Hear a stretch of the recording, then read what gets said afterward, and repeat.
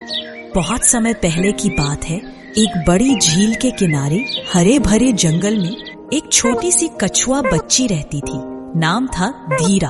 धीरा बहुत सीधी सादी थी, धीरे चलती थी, धीरे बोलती थी और इसीलिए सभी उसे चिढ़ाते थे।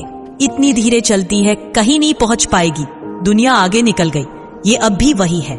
धीरा चुपचाप सब सुनती थी, पर दिल में एक बात ठान रखी थी, रुकना नहीं है। हर कोई उसे कमजोर समझता था।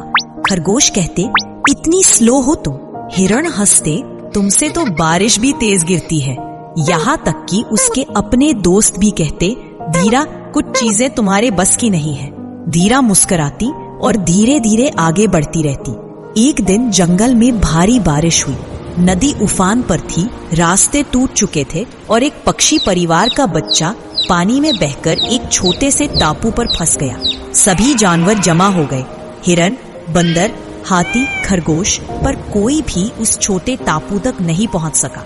तेज बहाव था, पत्थर फिसलन भरे थे, सब हताश हो चुके थे। कुछ नहीं हो सकता अब। ये शब्द हवा में गूंज रहे थे।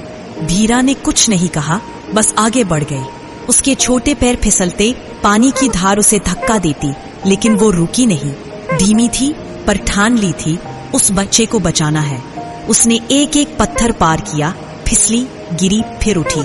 और जब सब उम्मीद छोड़ चुके थे, धीरा उस टापू तक पहुंच चुकी थी और उसने वो कर दिखाया जो कोई नहीं कर पाया। उसने बच्चे को अपनी पीठ पर बिठाया और फिर उसी धारा को चीरते हुए धीरे धीरे वापस लौट आई।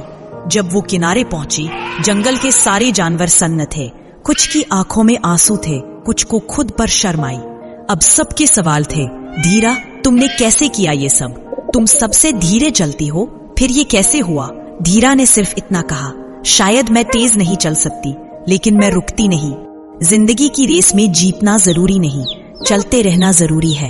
कभी कभी जो सबसे धीमा लगता है, वही सबसे मजबूत होता है। तेज चलना ताकत हो सकती है, लेकिन रुके बिना चलना पहचान बनाती है।